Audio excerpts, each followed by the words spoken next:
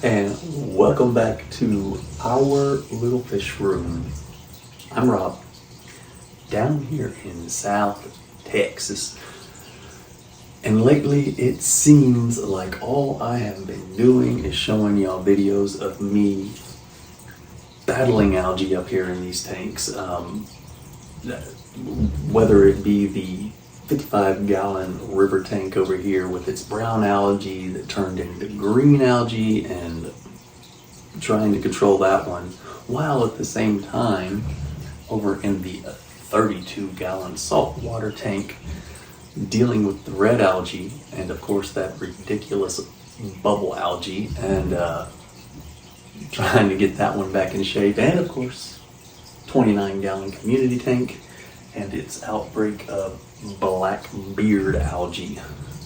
I've basically experienced every form of algae you can deal with in the last month or so, and well, finally 4 tanks are clean all at the same time, which is absolutely amazing. So I'm thinking that we will do a quick tour of these tanks so that we can actually look at the tanks, look at the fish, enjoy them like we're supposed to, and not just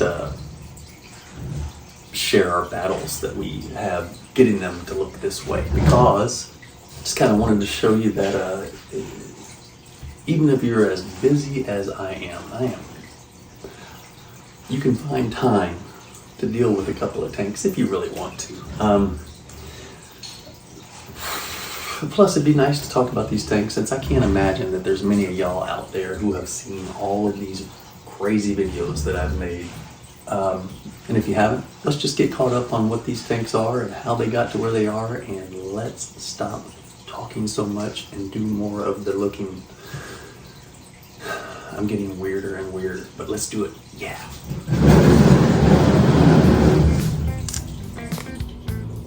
Okay, well, here is our little fish room. It is actually my upstairs office where I am lucky enough to work from home.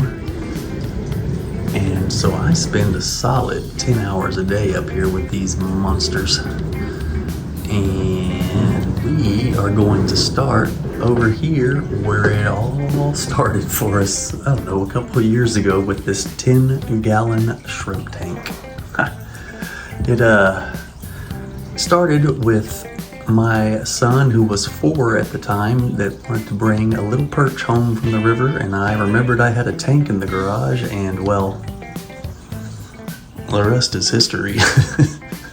Right now, it is a tank that I've just kind of been not neglecting, but just kind of letting it do its own thing, since it is a shrimp tank. It started out with, I think, 4 cherry reds and 2 of the electric blues. Oh man, camera issues. And it has turned into just 50 or 60 brownish, gosh, why isn't that focusing? Brownish shrimp with lately the last couple of hatchlings have had some red in there, so that's pretty cool that the genetics are kind of still there and hanging in. I do have plans to I'd like to actually have a little stack of maybe red shrimp, blue shrimp, yellow shrimp tanks, but that's something we will definitely work on in the future. We've got so many ideas and projects we want to do that, well, we'll see what happens. Had plenty of good stuff coming. And that's the shrimp tank. Look at that guy. That's the king, I guess. Maybe not. What about this guy? Why are you not focusing for me? There you go. Just your standard shrimp tank. It has been through so many changes. I'll have to do a video on just where it was when we started and where it is now, because man, it's been through some stuff. Most of the plants, there was a nice bed of dwarf hairgrass that got destroyed by these algae clouds, which I'm just kind of letting them, they really like it, and they're shrimp, so you know, they don't care, they're happy. If they're happy, I'm happy. So let's move on. Well, let's run next door to the 55-gallon river tank. this tank we got, let's see, when Jude, my son, we brought home that little baby perch from the river a few years ago. Obviously it wasn't going to be able to fit in there, so of course we went and got this bad boy, put it in here, and man, look at it. It looks so cool. All these fish we have in here we caught from the Nueces River down here in South Texas. So everything is wild. I tried at one point to have wild plants too, but man, that's gonna take a much more advanced base of knowledge than I possess at the moment. But what we have in here is char. This is our oldest fish. Nice little bluegill perch that we found down there. And he is getting real big and looking really great.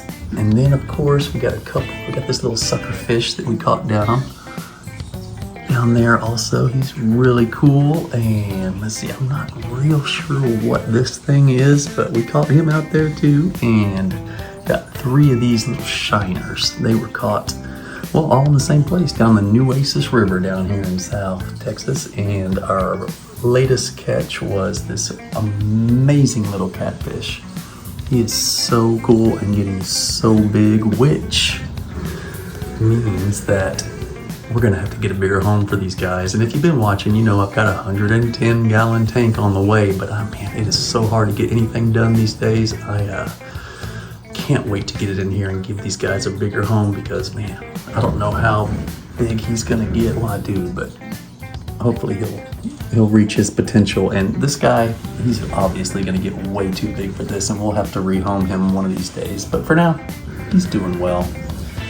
Got some balasinaria in here, transplanted one of the octopus plants from over in the community tank, and same thing, well, this poor Anubias is just not, hasn't adjusted well to the river life. And of course the rocks and whatnot. Oh, and the monstera plant we put in a couple of months ago. It's really taken off. Just, man, I really love this tank. So once we get the 110-gallon in, I don't know what this is going to become. Can't wait to attack that. Oh, my son Jude, he gave us some decorations with his modeling clay to go along with the tanks. They're on all of them. And what else we got in here? That's about it. And that is the 55-gallon river tank char. Whoa. All right. Moving on over to the saltwater aquarium. Now, I had no plans at all to dive into the saltwater world this soon in my fish keeping career, but my buddy Ricky, he just didn't have the time to take care of this tank, and he offered me a deal that I couldn't refuse on this tank, and also the he's the one that has the 110-gallon tank over at his house that's coming over here as soon as I can get over there and get it. But yeah, that's how I ended up with this tank. And man, I'm so glad I have it, but man, saltwater is a different beast for sure. Let's see, what do we got in here? We got 32 gallons of fun. When we first got it, there was a big sail-fin tang that was just too big for this, so we traded that in a couple weeks out. Who knows how long ago that was. Anyway, now, sorry bud, that little angelfish is so shy. Anyway, we have, let's see, fish animal-wise, we got that little clownfish over here, that likes to just kind of hang out up here in this top corner. He's doing very, see, there he goes. Yeah, you're safe now, buddy. And let's see, we got him, and of course that blue and yellow pygmy angelfish that just, oh, there she is. She's so beautiful. There you are. I know, it's just me. I'm not gonna hurt you. Anyway, we got this little cleaner shrimp in here that hangs out in that cave all the time. Comes out when the food starts falling. I guarantee you Shelly the hermit crab is gonna be right over here. So weird. Focus. I know, I'm sorry. whatever it is, has been hanging out with this, I guess, with this little snail here, and has been just carrying it around with him for weeks. I guess it's eating it. I don't know. Maybe they're friends. Who knows what's going on with this crazy little thing? Can't get a very good focus on him. There he is. It's okay. I'll let you get back to your buddy here in just a minute. Okay. Sorry. Go away. And what else? Oh, the purple sea urchin. Mr. Fancy Hat. Where is he?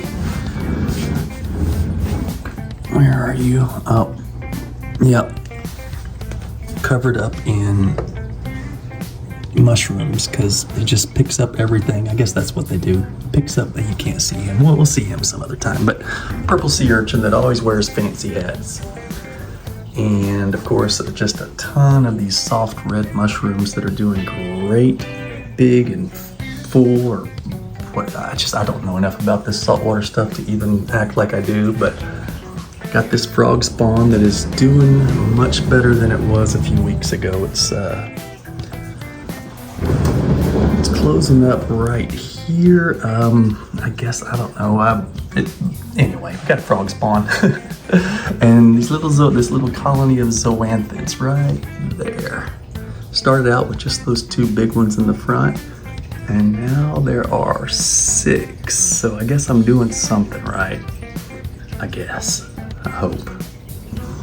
And I definitely want to get a few more little fish in here. I haven't decided what it's gonna be. It's probably gonna end up being an impulse purchase the next time I go to one of our local fish stores in San Antonio, and I can make it back up there. Oh, there she is. Come on out.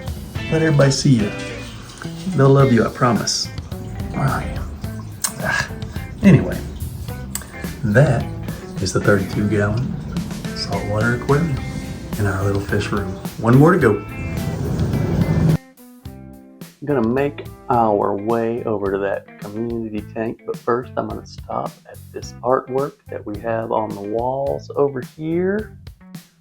All of it was done by my daughter Ray Ray when she was in high school, and man, she watches this video, she's gonna be mad at me, but I don't care because I like it. Anyway, let's come on over here and check. Well, you know what? First, I am gonna, one of these days, we're gonna have a tank that has this driftwood in it. It's just sitting there waiting. Like, hey, where's that big tank? I'm like, man, I'm trying, Mr. Wood. Now I'm talking to driftwood. Anyway, okay, let's get over here. 29 gallons of fun up here, and let's see, let's go fish first. We got about 18 of these beautiful little neon tetras. Let's see if I can get one of them. There's, nope, don't do this. Okay, there you are. Yep, they are so cool. Nice little splash of color for this tank. Oh, 4 of these ember tetras running around, and there he is, Zombie Puff. Gotta be my favorite fish around in our little fish room. He's had quite the history here in our little fish room. Man, when we put him in this tank, did not think he was gonna make it, but by a miracle, he survived, and here he is, just big and fat and beautiful. There's a coolie loach down here, probably hiding under that filter like he always does. He will not come out right now. My 2 OG fish are some flatties there. A boy and a girl hanging out there just always by themselves. She's had enough of me over the year. Whoa, okay, see, yeah, they don't like me anymore. Plants, got this big octopus, always having to cut this thing, it's out of control. Excuse me. This big red lotus right in the middle, and another lotus over here on the left. That weird, they were bought on the same day, but this one is just taken off and always has to be trimmed. But this one, it didn't grow forever. Well, actually until this week, and this little stem has come up, so maybe it's gonna start doing its thing too. We got the Java fern in the back. gotten probably 3 or 4 free plants off of its leaves. I don't know if it has any more going right now, but it's really nice when that happens. Couple of Anubias right up front. This one here, I didn't even know they had blooms, but it bloomed a couple weeks ago, and that is just amazing also. Community tank. Love this tank. And you know what? I'm not going to take any more of y'all's precious time if you're still here. And we're going to go ahead and close this one out. And maybe one day our little fish room will be our, I don't know, medium-sized fish room. Anyway, that's oh, hey, there you are.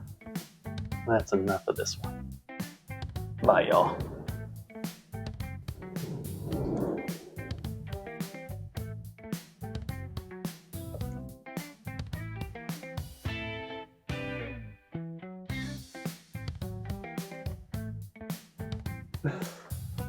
Well, there you go.